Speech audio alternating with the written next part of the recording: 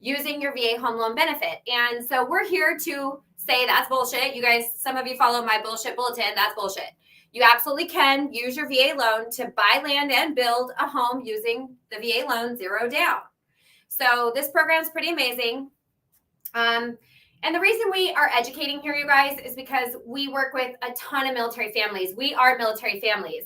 This is Haley. She's my military spouse, hey guys. Social media guru. And follow me. Follow her.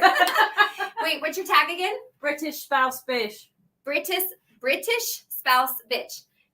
Bish. Sorry, not bitch. So this is Haley, and 65% of our staff are prior service or spouses. So the reason that we specialize in working with military families is because we come from military families and we know that we need more information about the VA loan benefit, okay? So we're here to talk today about the one-time close. How do you buy land and build with a VA loan? Or if you already own the land, how do you build a home using your VA loan? So we're going to kind of go into detail. Please post your questions, ask questions. We're going to go through those. We're going to answer as many questions as we can. We are currently lending licensed in 27 states. We have business partners that are licensed in the others. We have submitted for all of our licensing.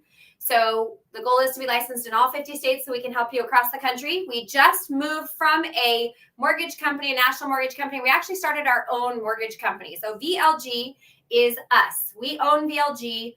We get to make the decisions. VLG stands for Veterans Lending Group. That's how we've been operating as Veterans Lending Group for the last, well, it's been like 8 years now. So we specialize in VA loans. Let's talk about your VA benefit when it comes to buying land and building a home. So the first thing that's really important to know is this program does exist. And a lot of people are told you can't do that. If you go to a bank or you go to a mortgage company or you go to a credit union, you might hear that this program doesn't exist. And that's because a lot of mortgage companies don't understand this loan program. VA actually just started providing some guidance on the VA one-time close just 3 years ago. And this is one of the reasons why a lot of lenders weren't actually offering the VA one-time close. And still to this day, they're not offering the VA one-time close because there's some additional risk involved. They have to be really organized in their processes because you have to have a process to pay the draws during construction. And we'll go over that. But that's why a lot of mortgage companies don't offer this program because there's a lot of processes that are involved. You have to work with builders and approve builders. You have to have, it's more robust for mortgage companies, and a lot of lenders or investors just don't offer this. So we specialize in VA loans, period, but we also specialize specifically in the one-time close. We have closed about 50 of these over the last, I would say, 6 to 12 months. And so we've become very well-versed in what does it look like to do this. I see some of the questions. Are we approved in Washington State, Tennessee, North Carolina? Yes, those are 3 of the states that we are approved in. Rhode Island, I can't remember. I'm going to have my moderators answer that question because I can't remember if our Rhode Island license is approved yet. But the moderators are going to answer that question for me. So, and we'll go through and we'll list our states that we are approved in. And if we're not approved in your state yet, we are working on that license. And because the custom construction process takes a little while, at least reach out to us, give us the opportunity to take a look at what your timeline is, and then we will get back with you. Missouri, yes. Oklahoma, yes. Georgia, if anybody knows a state regulator in Georgia, please knock on their door or give me their phone number. They literally, you cannot call a person at the state of Georgia in the Department of Finance. They will not respond. South Carolina, yes, we are approved and licensed in South Carolina. California, we're expecting that any day now. So, but we do have business partners that we can refer you to if for some reason we're not licensed in a state that you're licensed in. So let's start. How do you use your VA home loan benefit to buy land and build a home? So first things first, you have to get qualified. You have to get pre-approved. So a pre-approval for a VA one-time close custom construction is going to be very similar as it is for a VA purchase. We are going to have you complete an online loan application. We're going to have you provide us with some basic documentation. So I'm talking about your most recent LES statement for the last 30 days. If you're active duty, if you're prior service, we're going to look for your most recent pay stubs. If you're actively employed, we're going to need your W-2s for the most recent 2 years. And if you're self-employed, we'll need your tax returns. But most people are not self-employed, so you're typically providing a pay stub, a bank statement, your W-2s, And that's about it. That's how we get the process started once you've completed our online loan application. The online loan application is super easy. It's like a 10 to 15 minutes to input the information. Where, we need your social security numbers, your date of birth, your name, your address. You don't have to go into detail on your liabilities. We're going to pull that from your credit report. You don't have to go into detail on your income. We're going to actually calculate that for you. So really, it's a simple process. Once we get your loan application back, we're going to pull your credit. We're going to do a credit analysis and make sure you credit qualify. Let's talk about credit. The VA one-time close custom construction loan does have a minimum credit score. The regular VA loan does not have a minimum credit score. The VA does not require a minimum credit score. Lenders do, so they overlay that benefit, meaning they restrict your benefit. But when it comes to the VA one-time close, this is a higher risk loan. And so, yes, there will be a minimum credit score requirement because you have to have at least a 620 or above. Now, 620 is a pretty good, that gives you a lot of opportunity. So if you're below a 620 and we pull your credit, we're going to give you a plan. We're not just going to say you don't qualify, see you later. We're actually going to put a plan together for you. We're going to tell you exactly what you need to do to get credit qualified. Okay. So that is the process. We're going to pull your credit. We're going to get your documents from you, and we are going to work up a pre-approval. Pre-approval is where we actually look at your debt to income ratios. We look at your credit history. We make sure that you do qualify based on your credit picture for the VA one-time close. Now, you're going to have to qualify debt ratio-wise. You're going to have to qualify credit-wise. And then there's going to be a separate set of qualifications for the custom construction loan. So just know a regular VA loan is a little bit less robust, a little bit less cumbersome. And if you're a first-time home buyer, it might be better for you to find something that's already built, already existing, because this can be a lot of steps and a lot of hoops to jump through when you're actually building something from the ground up and you're finding your land and you're doing all of that stuff. So that's the first step. You need to find a lender who understands the VA home loan benefit, and then somebody who understands and has experience offering the VA one-time close. There's very few of us out there. But if you obviously reach out, if we're not licensed in your state today, we'll let you know what our timeline is. And if that doesn't work for you, we'll get you connected with someone who can help you. So we've pulled your credit. You've applied online. We've pulled your credit. We've worked up your file, and we've issued a pre-approval. Our pre-approval is going to be based off of what your maximum ceiling limit is. Now, if we're smart and we're doing our job well, we're going to have a little bit of a cushion in there because we don't know what interest rates are going to continue to do. If they're going to go up, are they going to come down? They're supposed to start coming down with inflation coming down. Now that the Fed funds have been hiking the interest rates, the Fed funds rate, that is going to counter inflation, and inflation numbers should keep coming down, which is good for interest rates. So even if, we're looking into heading into a recession, even if we're looking at heading into a market where inflation numbers are coming down, that's actually really good for the mortgage and real estate industry because typically mortgage interest rates come down during a market like that. I would say like 100% of the time they've come down when inflation numbers have been this high, and they come down to where they're trying to get the inflation numbers at a target of 2%. That's going to be a very good thing for mortgage interest rates. So we have pre-approved you. We've given you a figure that is, okay, this is the comfort range for your credit picture. And then we're going to tell you what your payments are, because we don't want you to be in a position where you're going house poor because you have built a house that's too expensive and just, is very uncomfortable for you. So we want to keep you in a comfort range, comfort zone. That's how we operate. So we're going to get you some numbers. We're going to get you pre-approved. And then the next step is to go find some land, get an idea of what land is selling for. Now, I'm not saying go get under contract for land yet. Please wait to write an offer on a piece of land. But you do want to locate a real estate agent who actually understands how to work with military families who are using their VA home loan benefit and who are buying land, because these are layers, right? A realtor who works with military, a realtor who understands the VA home loan benefit, and a realtor who has done land purchase transactions before. These are all unique things. And we want to make sure that you're working with a really good real estate agent, because that matters and that will make your transaction a smoother transaction than if you're working with someone who's newer. Now, if they're newer, it's not that they don't know what they're doing. If they're willing to do the research, if they are taking the steps that it takes, if they have good mentorship and they know before they're prepared and they know what needs to be done because they're doing the research, then great. We are happy to vet out any realtors that you're working with. We're happy to talk to them and make sure that they understand the process, that they're prepared for something like this, because buying land can be, it's an additional process. There's more steps involved. So if you own the land already, we're going to kind of walk through what does that look like. But right now we're talking about if you don't own the land and you need to purchase land and find a builder and build your home all at the same time. Okay. So if you own the land already, that's going to be a whole nother scenario. So just right now, focusing on if you're buying the land. So we've pre-approved you. You've gotten an idea of, by looking with your real estate agent or looking online, you have an idea of what land is going to cost in your market. Okay, that's important because in Texas, you can get an acre of land sometimes for $60,000 to $100,000. In Washington State or Virginia, depending on the market in the city that you're in, sometimes it's $300,000 for a piece of land. If it's waterfront property, it's going to be even more expensive. So it depends on what you're looking for. So once you have an idea of what the land is going to cost, still wait to write that offer. The next step is going to be, we need to find a builder, because we need to find a builder that's going to qualify to become an approved builder.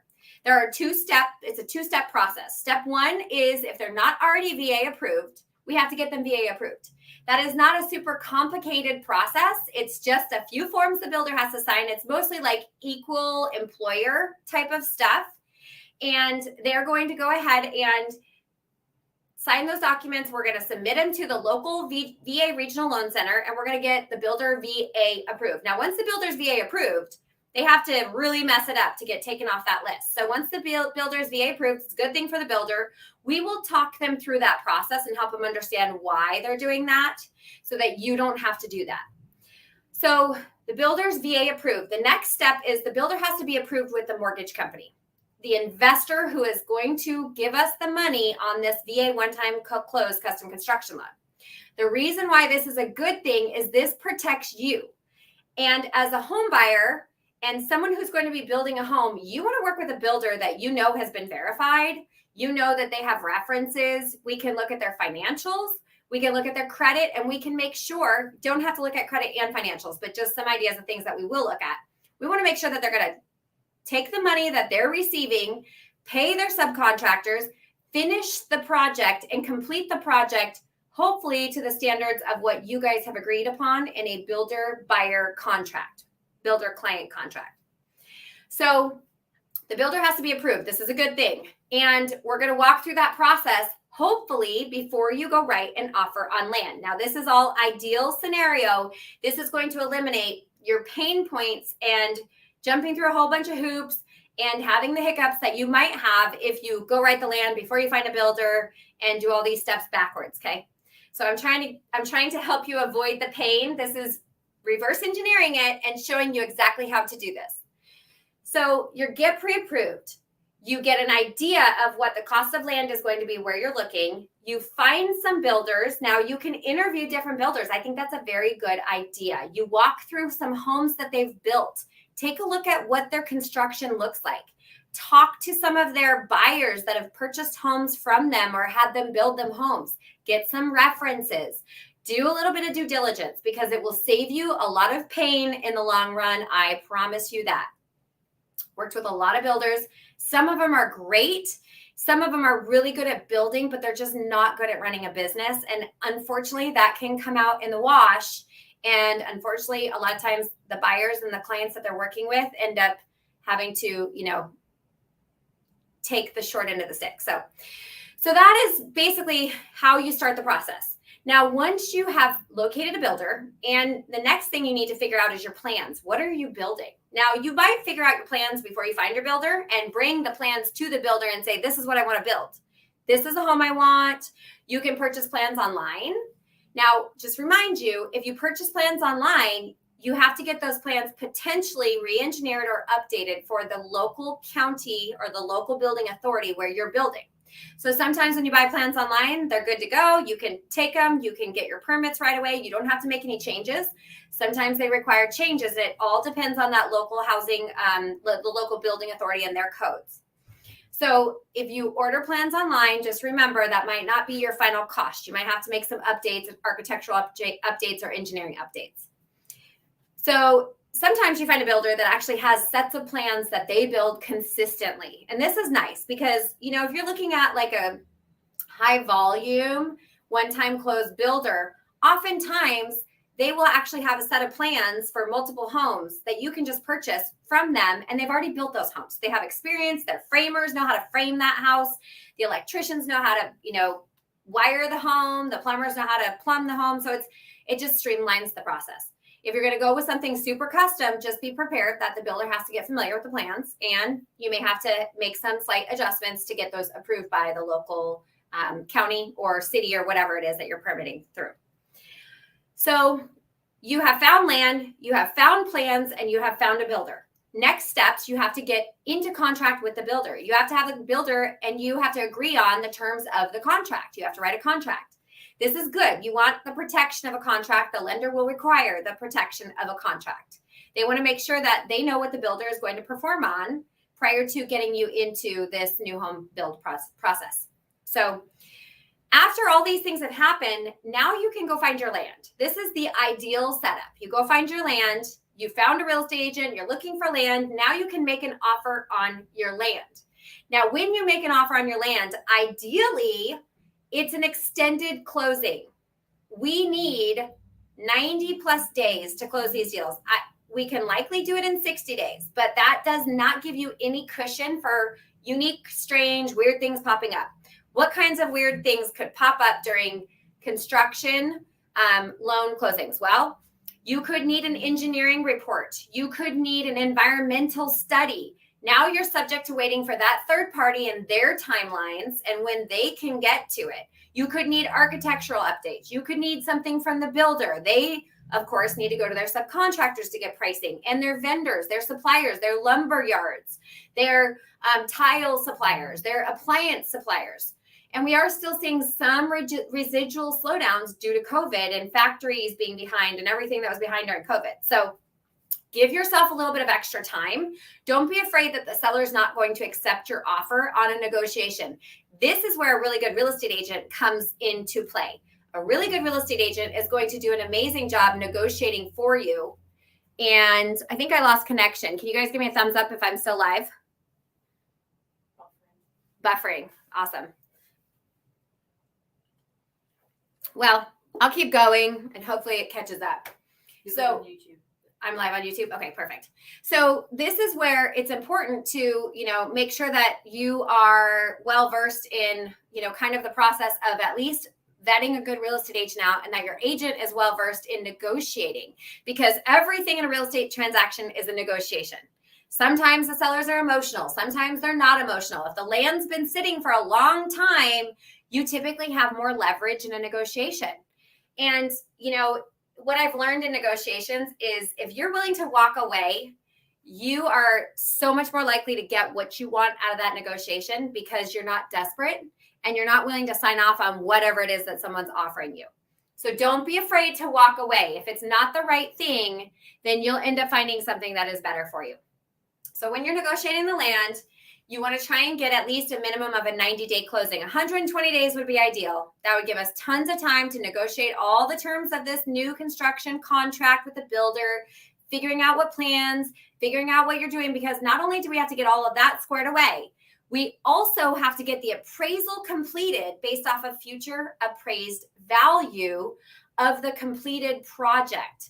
And this all happens before you close on the construction loan.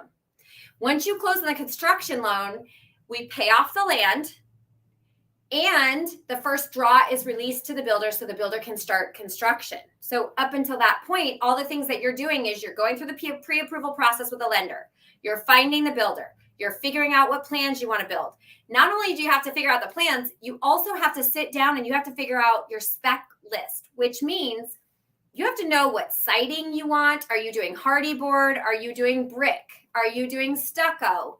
Are you doing metal siding? You have to know, or cedar siding. You have to know what kind of roofing materials. Are you using composition roof? Is it a 30-year comp, a 50-year comp? Are you using metal roofing? Are you using tile roofing? You have to figure out all of these things before we can actually order the appraisal. because the appraiser is going to appraise the value based on all of the details of the spec list, the spec sheet of what the specifications of this home are going to be. That determines value. It's going to change your value, because if you're going to a higher end spec level, it's going to add and increase value to the property. If you're going with a lower end spec value, you're not necessarily going to have to do, the values the appraiser needs to find comparable sales with a comparable construction material type. So those things all have to happen prior to the closing of the construction loan. Now, some important things to know about the VA one-time close. Some really cool, important things to know about the VA one-time close. One of the biggest benefits of the VA one-time close is it's the only construction loan that does not require payments, actually does not allow payments to be made during construction. So while you're building the home, you are not allowed, as a veteran or a service member using the VA loan, you're not allowed to make payments on the construction of the loan. This is very opposite of what a regular two-time close or a conventional construction loan looks like. When you're building on a regular construction loan or a two-time close, while those draws are being released to the builder, you're actually paying interest-only payments on the construction loan. As the draw balance increases, your payments increase based off of interest only.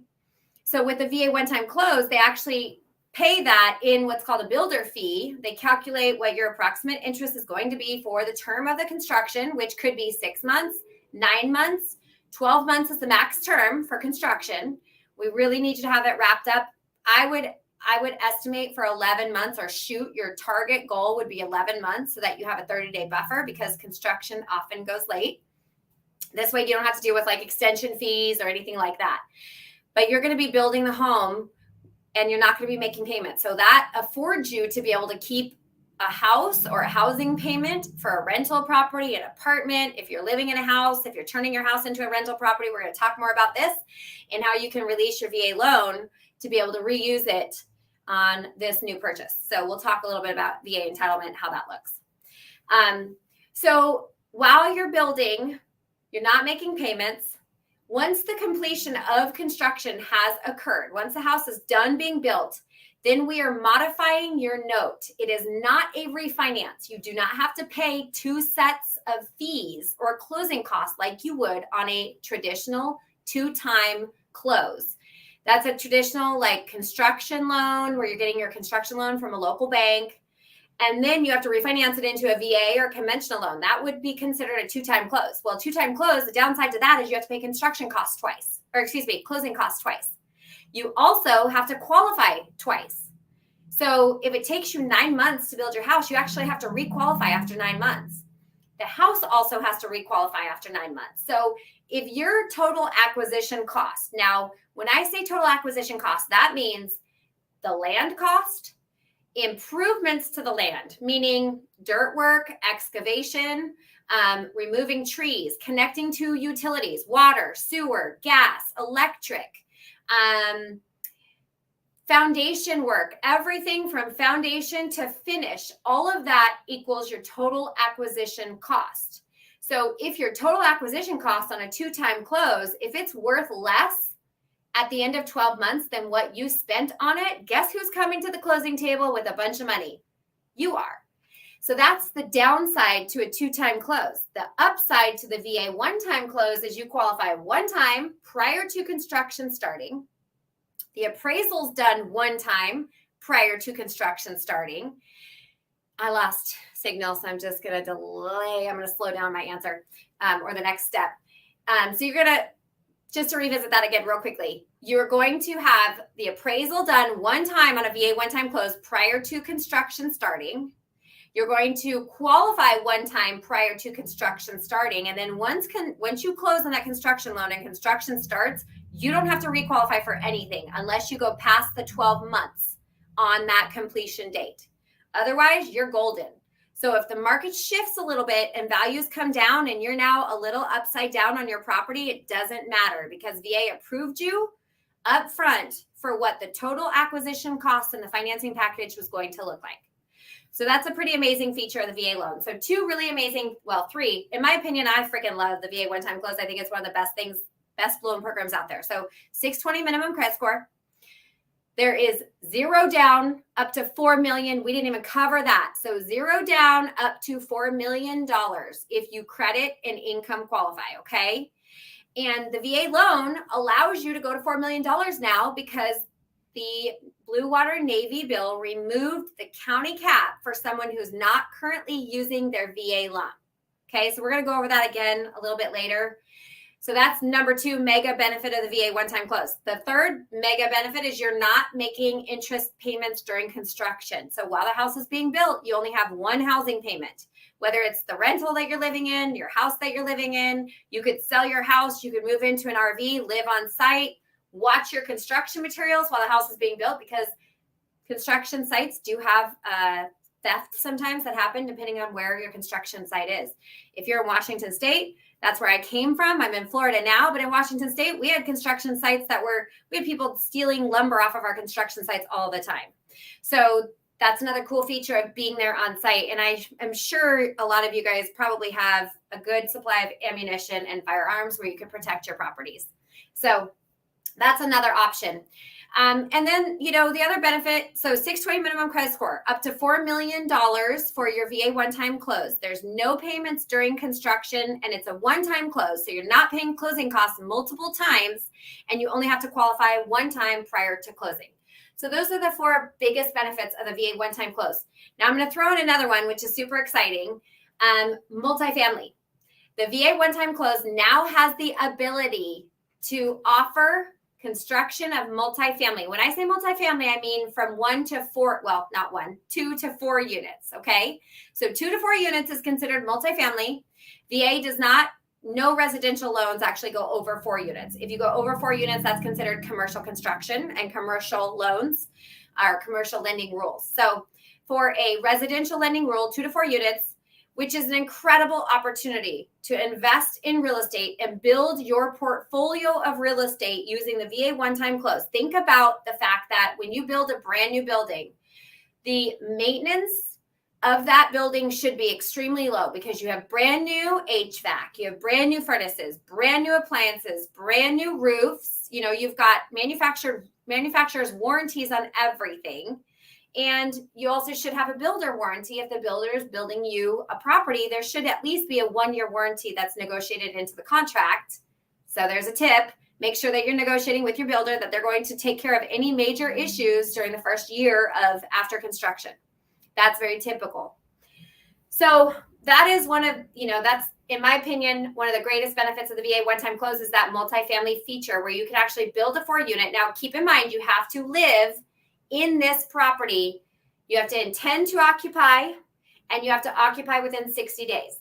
Now, VA does not state that you have to occupy for a specific period of time, because if you're stationed in Killeen, Texas at Fort Hood, and you build a 4 unit, and then 6 months later, you get orders to Fort Bragg, 100%, you are absolutely allowed to turn that unit that you're living in into a rental property. Now you've got 4 income producing units in Killeen, Texas. And by the way, can somebody make a nice Airbnb in Killeen, Texas? Because I go there pretty frequently. And I swear to God, there's only one decent hotel in Killeen, Texas. And it's not even that nice. I wish the Marriott would upgrade and get something a little bit nicer. But, I don't want to see stains and have to do like the black light before I actually lay down on the mattress in a hotel. So if somebody wants to put and build like a really nice Airbnb in Killeen, Texas, I swear I will rent it at least 4 times a year. Now think about that. If you're living in 1 unit and you purchase a 4 unit property, people are asking, can I have an Airbnb? You could have an Airbnb. Long term, you absolutely could have an Airbnb or a vacation rental property, okay? So there's going to be some stipulations. You have to look at your deed. I keep losing my Wi-Fi. I don't know why I'm losing my Wi-Fi because I'm in the office, but hopefully you guys can hear me and see me. So there are ways to invest in, turning your properties into other kinds of investment properties. So not just a long-term rental, but short-term rentals. And there are some loopholes, tax loopholes with short-term rentals. A lot of our military families are creating and turning their old homes that they occupied, because remember, that's the VA's requirement. You have to intend to occupy as your primary residence, and you have to occupy within 60 days of closing. if life changes, if you don't like your neighbors, I had one veteran that bought a house, moved in, absolutely freaking hated his neighbors. They were nightmare neighbors. I don't know if they were serial killers or if they were just really loud or if they had stinky dogs. I don't know what the problem was, but I'm trying to access. I'm turning my live back on with TikTok because I'm having all kinds of issues. Lost connection every 5 seconds. So yeah, you can turn these houses into rental properties after you've occupied them. As long as you've occupied them, the VA does not care. The intent for the VA loan is that it was built as an owner occupancy. If it's a multi-unit, you're occupying one unit and you're renting out the other units. And by the way, you can use the rental income from the other units that you're not living in to help qualify for that purchase. So we've got a lot of people calling us from like Orange County and Southern California that want to build $2 million multifamily properties. And the rental income on those is insane because to get a nice multifamily property in Southern California right now is stupid. So you could be receiving, $4,000, $4,500 a month income on each unit. And if you can find the right builder and find the right piece of land, you could really cash flow something like that. I would say it's really important to know your market, know what you're building for the market that you're in. Don't overbuild don't overbuild a property for the neighborhood that you're in. They say that you always want to be the nicest property on the block or the nicest property in the neighborhood. And I do truly believe that. I have been in real estate or mortgage since I was 18 years old. So it's like 20 something years. I'm not going to tell you exactly how old I am, but 20 something years. And that we've proven that right time and time again. We particularly own a couple of vacation rentals, luxury vacation rentals. Best investment I ever made. Those bad boys just sit there and cash flow all day long. Yeah, we have to deal with problems every once in a while. A lot of it is finding the right property management companies. So we've had some bad property managers. They make us do a lot more work. They don't take care of as much as they should. They call us all the time. Or really good property management companies, they just handle it. They're professionals. They know what they're doing. They're handling the properties. And we bought at the right time. So those properties have increased in value by millions of dollars, to be honest. It sounds stupid. I hate even saying it, but I want to be honest with you guys and transparent because the truth is we started our real estate adventure buying our first house at $133,000. That was our first home. And we have upgraded every single time we bought a new home. And then we finally got into the multifamily and we got into the vacation rental market. And there's some loopholes there that are very beneficial for W-2 wage earners. So if you're not self-employed, when you're a W-2 wage earner, you're limited on what you can write off for taxes. So short-term rentals are very helpful when you get into that place. So it depends on where you are in your walk and your journey, but there is a lot of opportunity out there for you to be able to use this VA one-time close to build wealth with your VA home loan benefit, freaking zero down. Zero down. That is amazing because conventional buyers, civilian buyers, they do not have access to a multifamily, zero down, custom construction where you make no payments during construction. Hello. This is incredible. Okay, I'm going to stop for a second. I'm going to answer some questions because I've been seeing questions fly all over the place. I'm still live. Okay, good. Thank you for saying that. You're still live on YouTube as well. Awesome. Haley, what questions do we have? Can I use this for container homes? Very good question. Container homes. So unique construction materials and unique construction type. A lot of the issue that we're going to have with that is that VA requires that we have something close to comparable sales. Okay. So it depends on where you're building these things. I have had some investors say that container homes are acceptable. The current investor that we are using for the VA one-time close has not yet said that container homes are acceptable types of construction. But I will have someone look into that and we will post an answer on my TikTok. So if you follow and YouTube, hopefully TikTok doesn't get banned. I mean, really, come on. I don't even want to get into that. That's a whole nother political conversation. And I'm a little heated on that because I see how many people need the information. But actually, while I'm saying that, please tell me where you would follow us or where you would go to find information if you couldn't find it on TikTok. So if we do somehow get banned on TikTok, where are you going to go? Is it YouTube? Is it Twitter? Is it Snapchat? WhatsApp? There's like so many of these new ones that I don't even know. One starts with a D. Discord. That's it. I followed somebody at Discord when I went to this Tony Robbins event. And I was like, about NFTs, and I was trying to learn all this stuff, but where would you go to find information? So just let us know that, then we can make sure that we stay connected. And please don't say Meta, because if you say Meta, I think Meta is part of the, a big part of the problem. Okay, you guys are saying Instagram, never mind. So take that back. Okay, going back into questions. What's the percentage of rents on a multifamily since the VA home loan is 0 down and interest is high? Good question. So when you're looking, oh, you know what? I didn't finish my container homes question. I'm so sorry. Let's go back to that real quickly. So the container homes are going to need to find comparable sales. And it's going to be hard to find comparable sales within a decent mile radius, which is usually 1 to 3 to 5 miles of the property. It's going to be more difficult to find a container home comparable sale. And especially 3+ comparable sales, because that's really what the appraiser is looking for. Now, barn dominiums, I will tell you, barn dominiums are allowed with this current investor. So we have a lot of people that are interested in barn dominiums, and the VA says yes to barn dominiums. I believe the VA is saying yes to the container homes as well, but the biggest issue there is going to be your comps. Barn dominium comps could potentially be a single family residence depending on the construction type of the barn dominium. You can have a lot of different styles of barn dominium. The important thing to know about barn dominiums is that the shop space cannot be larger than the square footage of the living area, so the home. So you can't have a bigger shop square footage wise than you do a home. So if you want like a 20-car garage, you better be building a really big square footage of a property, okay? The internal house. So that balance has to be there. The house has to be bigger than the square footage of the shop. You also can't be using the property for commercial business. So like you can't be advertising that you're running a mechanic shop out of the shop. Now, if your long-term plan is to have a hobby shop in there, that's not a problem. It's just really where you're like sticking a sign on the door and you're registering a business there. Those kinds of things could be found by underwriting and could present a problem to you. So barn dominiums are dope. They're beautiful. There's some really amazing barn dominiums right now, and you can absolutely build them using the VA loan.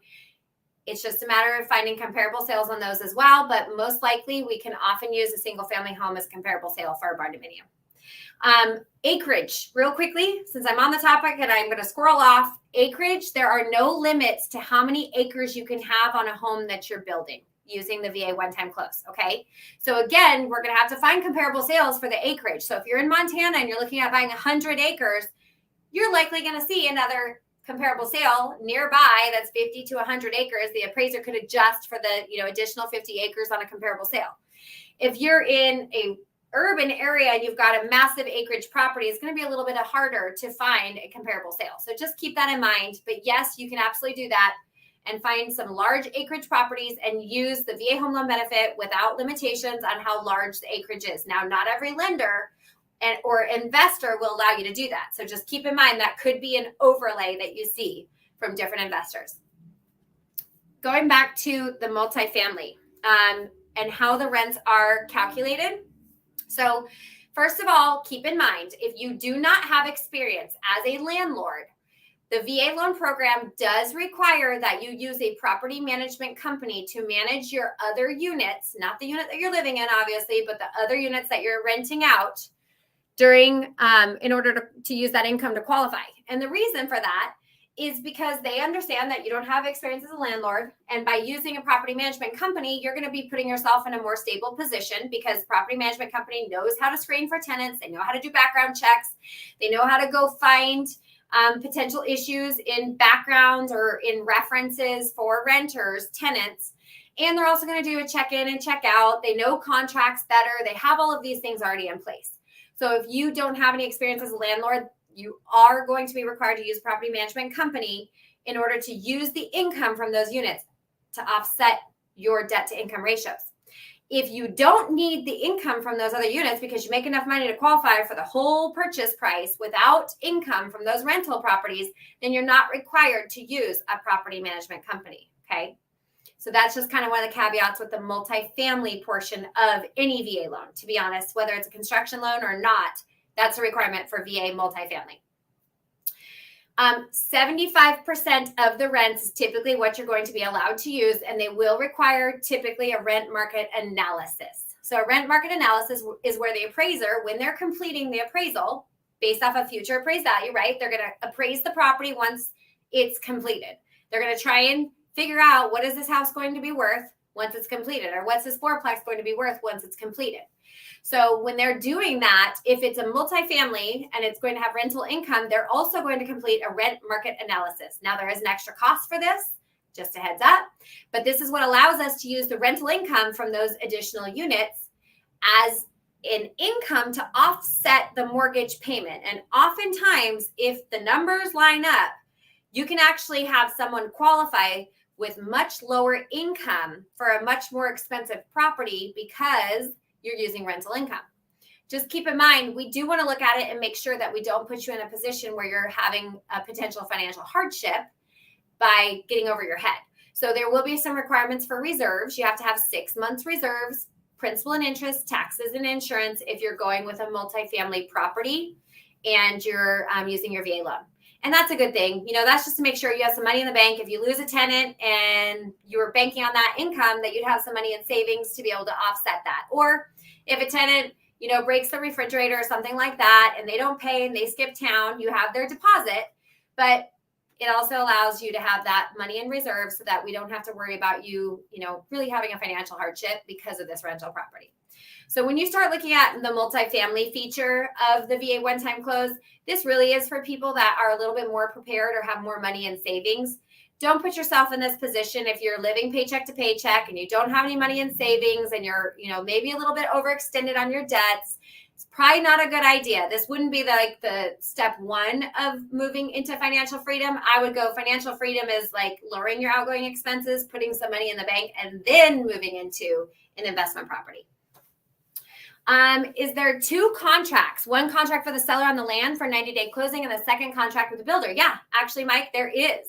So there would be a contract if you're buying the land and you don't already own the land, there would be a contract for the land purchase. And that's going to depend on where you're at and what they call that contract. Usually it's just a land contract in most states, but there's some funky states out there. I would tell you what, the more we do loans all across the country, I'm like, what's this parish thing in Louisiana? Why don't they just call it a county? They call it a parish. No offense, Louisiana. I mean, it's all up to like whatever you guys want to do. It's just a little odd. And something to keep in mind is you want to do what's called a feasibility or a due diligence study when you're doing a land contract, because when you're buying land, and I have purchased land personally, I have 2 pieces of land that I have purchased. One was in Washington State, one was in Florida. You want to do studies on the land to make sure that whatever it is that you want to build will actually be approved by the county or the city or whoever's going to permit the construction. Because if you buy this piece of land, you spend $200,000 or $100,000 on a piece of land that you can't build what you want to build, guess what? Now you own land, and land eats 3 meals a day. You have to pay for that land regardless of what you're doing with it. So you want to make sure that you get a piece of land under contract, and then you go do due diligence studies. You do those, you're gonna go through and make sure that you do what's called like a feasibility or contingencies studies to make sure that the property qualifies for what you want to do with it. Sometimes it's an environmental study. I had a piece of property in Washington that required an environmental study, which required us to have a biologist come out, and they had to make sure that we weren't disrupting the environment for the animals. We had tons of elk that used to come through our backyard in Graham, Washington, and we were doing an addition. This wasn't for new construction. This was to add an addition to the property. They had to stake off the wetlands because we had a huge pond in our backyard. We had like 10 acres. We had a huge pond in our backyard, and we had to make sure that we weren't disturbing the wildlife. That was what the county required in order for us to get our permits for the addition to the property. So that was like $3,500. Keep in mind, some of these studies that you're doing up front, you might actually have to pay out of your pocket, but you can be reimbursed the money with the VA loan closing when the construction loan closes. As long as you have receipts for the money that you spent, you can be reimbursed that money if the appraisal comes in at the value that you need it to. So if you're transitioning to a state and want to build there, when do you need to start this process? Really good question. And it depends on your transition situation. Are you PCSing in your active duty? Or are you getting out and you're moving, like maybe you're getting out of the military and you're moving home, or you're moving to a state after transitioning out of the military. So there's some things to keep in mind there. First of all, your income does matter. So if you are in a place where you're considering building something, but you're a little over 12 months out from your ETS date, I would start the process as soon as possible, because if you're over 12 months from your ETS date, you can still use your income, your active duty income, as long as you close on that loan before you hit that 12 months from your ETS date. And your spouse can occupy the home. So let's say I'm stationed at, we're just going to use Fort Hood again because I'm, hot on Colleen right now. So let's say I'm stationed in Fort Hood, and but I want to build a home in Fort Walton Beach or in Destin, Florida after I get out. My spouse can occupy that property in Destin, and I can stay and fulfill my orders in Killeen, Texas, and I can have them create the occupancy requirement for the VA requirements, right? You have to intend to occupy as your primary residence, and you have to occupy within 60 days or a reasonable period of time. So by the time construction is completed, at that point, obviously you could be getting out of the military. But it's important that you pay attention to that 12-month date, because once we get inside of 12 months from your ETS date, then we actually have to go and we have to document your future income. So if you don't have a job yet and you are not planning on resigning, then we have to wait for you to find a job or wait for your income. Retirement income we can use. So if you are retiring, we can use that. VA disability income we can use as soon as you get your VA disability rating and your compensation amount. So there are some stipulations there, but I like that 12-month, it's a little bit of like a loophole. You purchase before you hit that 12 months, you have to close before you hit that 12 months, and then you don't have to worry about what your pay looks like. So if you're transitioning out of the military and you're going to be moving to another state, have your spouse go occupy the property. Now they don't have to occupy until the house is completed.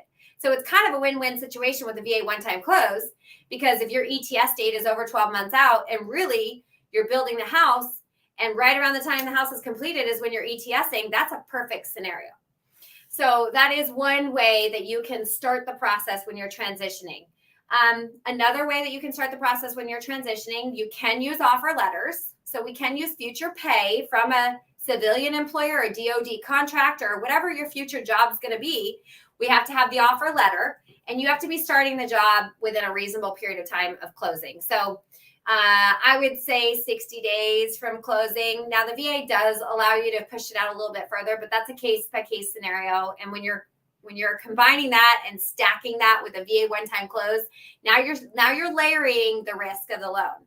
Can it be done? Yes, it absolutely can. If anybody can do it, can we do it? Yeah, 100%, because we work on VA loans all day, every single day, all across the country, in all different states. And we are literally the special ops of VA lending. So we'll figure out a way to make it work. But I'm just telling you the way to make it a little bit easier for you and to make it like a shoe-in so you don't have to worry about it not working.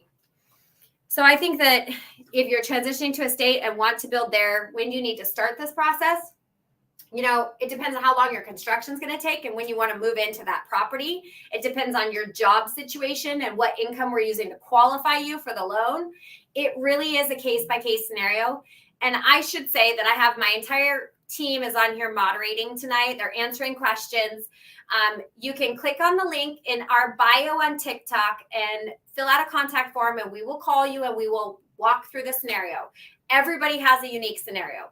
Everyone has 15 moving pieces to their transaction that we have to actually talk through and walk through. Because if I give you one answer right now and it's a short answer and it's addressing one portion of your scenario, I could likely be giving you wrong information. And so as a mortgage team, that is why we want to call people and get them on the phone so we can actually hear like what's the exact scenario. We'll ask you questions. We'll make sure we vet out any future problems or red flags or anything that could be what we call a VA loan bomb. I know it's probably not the best terminology, but you guys get it. You can relate. And that's what we're looking for. We're looking for your bombs. We're looking for anything that could cause a problem, because our job is to proactively look for issues and make sure that we're guiding you through the process and that we're structuring these things in such a way where we can try and eliminate any big problems or hurdles or pain points as you're going through, whether it be a regular VA loan, a purchase, a refinance, or building your dream home with a custom construction loan. One thing I didn't talk about is the Texas. Yes, we lend in Texas. Sorry, I saw that off out of the corner of my eye. And yes, Texas is one of the states we do a massive amount of business in Texas. One thing I think that's really important also to talk about is, when you're looking at this construction process and you own land already, then it's a little bit more of a simple process in a lot of ways because you already own the land. So you don't have to go searching for the land. You don't have to go searching for a seller. You don't have to write an offer on it. What we do need to do is we need to include whatever you owe on that property. We include that in your total acquisition cost for the construction project. So let's say you owe $50,000 on the land. We're going to pay off the land with the initial closing and the first draw. So I'm going to repeat that because I lost TikTok access for a minute. We're going to pay off the land. So whatever you owe on the land that you already own, we're going to pay off the land with the first draw in the initial closing on the construction loan. So we'll pay that off, and then you won't owe anything separate on the land. It will all be bundled into your construction loan. And again, keep in mind, if you're making payments on the land right now, you're going to have a period of time where you're not making payments on the land because it's bundled into your custom construction package, which you're not allowed to make payments on during construction. Can I use my VA disability income monthly payments as my earned income to qualify? 100%. You don't have to have a job. Disability income is very stable income, and you can 100% use it. And actually, even better, we actually get to gross it up. So if you earn $1,000 a month, even numbers, I'm just using this for easy calculations, $1,000 a month in disability pay, we actually get to qualify it as if it's $1,250 a month because it's non-taxable, right? Well, when we're qualifying someone with their regular hourly pay, we're actually using their gross pay before they've been taxed. So same philosophy on your disability pay. We're going to gross it up because it's non-taxable income, and you can 100% use it. Can I answer Brianna 14's questions? Brianna, what do we got here? Hold on. Such as using the VA for a duplex. Can you recycle this loan? Okay, let's talk about your VA loan entitlement, okay? So the VA loan entitlement was a part of the VA home loan benefit policy that was, created years ago, right after World War II. And the VA home loan is basically established in order to guarantee a portion of your loan. So the VA guarantees a portion of your loan. The VA does not lend the money. They just guarantee the money. So a private lender, which is what we are, VLG, we're a private mortgage company. We're a mortgage banker. We lend our own money. So we close with our own money. And then our investor is going to purchase the loan from us once we've closed. So what we are going to do is we're going to pull your certificate of eligibility. This is how we determine how much entitlement you have used and how much entitlement you have left over. Let's go back again and talk about the Blue Water Navy bill. The Blue Water Navy bill was passed, went into effect January 2020. It eliminated the county cap for VA loans if you're not currently using your VA loan. So if you don't currently have a VA loan outstanding, you have zero county cap. You can go to $1 million, $2 million, $4 million in this case for the VA one-time close, $5 million if you just want a regular house that's already built. But if you're building something, you can go to $4 million, zero down. You have to credit and income qualify for that loan. And yeah, there are a lot of veterans out there that make great money and they could credit and income qualify for a $4 million property. Also, if you're using the multifamily, it makes it a little bit easier because you've got income coming in from those other units. So that is, essentially we're looking at your certificate of eligibility to determine how much home you have available, how much entitlement you have available, because the VA is going to guarantee 25% of the loan. That's what the lender requires in order to close the VA loan. They want to know that 25% guarantee is there, because if the lender takes a loss because the veteran stops making mortgage payments, then the lender wants to be reimbursed that 25% guarantee from the VA. So if you currently don't have a VA loan, then there is no cap. So let's talk about Brianna's question, which is, it's Brianna. Let's talk about that question. If you are going to purchase one home, let's say you're going to build a home using $450,000 of your VA loan, okay? You've used $450,000. Now, you could reuse your VA loan again. You could move into that property because you have to owner occupy that property. You have to intend to owner occupy it, and you have to owner occupy it within 60 days or a reasonable time from closing. You move into the property. Then a year down the road, you decide, you know what, I'm going to move to another town, or I'm just going to move down the street. and I want to build another house, or I want to buy another house that's already existing. You're absolutely allowed to do that. But what we need to do is we need to look at how much entitlement you have left over. And the way that we calculate that is we look at how much entitlement was charged to your current VA loan. And then we look at what is the county cap for where you are going to be purchasing, not where you are now, but the VA loan county cap where you're going. And right now, the county cap in most of the country is like 720. I think it's 726,200. Don't quote me on that because I'm not originating anymore. I'm just educating, but I don't do this often enough, and they just changed the amounts. So I think it's 726,200. If you have that 726,200 and you've used the 450, then you take the 726,200 and you subtract the 450, and that's what you have available, zero down to reuse of your VA loan. If you're going to a market where there's a higher county cap, like a lot of our higher cost areas, Washington State, Pierce County, King County, if you're looking in Virginia, if you're looking in San Diego or California, if you're looking in Honolulu or Hawaii, if you're looking in some parts of like Wyoming, I think like Teton County in Wyoming, which is where Jackson Hole is, so it totally makes sense. But those are going to be higher cost areas. So you have a higher loan limit in those markets.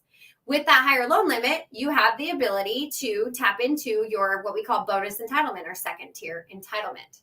So the second tier entitlement can be used to reuse your VA loan again, zero down. Now, if you're going to go over the purchase price that allows the zero down, you can absolutely do that as long as you credit and income qualify. But you have to make up that 25% guarantee that we talked about before. So you have to make up that 25% guarantee with cash out of your pocket. So for easy numbers, you buy a $300,000 house. The county loan limit where you're going is $726,200. You have to subtract the $300 from the $726,200. You have $426,200 left over. You buy a $200,000 house. You could buy a third house using your VA loan for $226,200, zero down. If you go over the $226,200, you have to pay 25% of the difference between the purchase price and the $226,200. So I will do a separate video where we kind of go through entitlement a little bit more detailed because it can be a complicated concept. But yes, you can absolutely, I have veterans, I have 3 and 4 properties that they have purchased with the VA home loan benefit.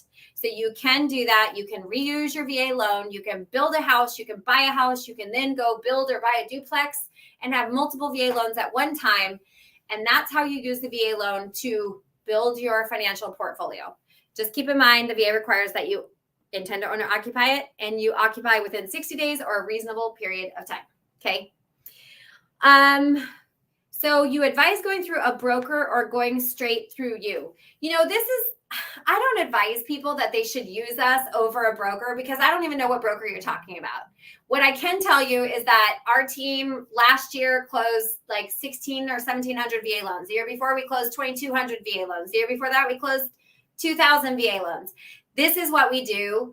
65% of my staff are prior service or military spouses, active duty military spouses. Like, I don't know that you're going to find a whole lot more teams across the country that love our military as much as we do and really are there to protect and make sure that you guys get a fair shake, that you're getting a good deal. Rates are going to be good and competitive, that we know the process. We are the specialists.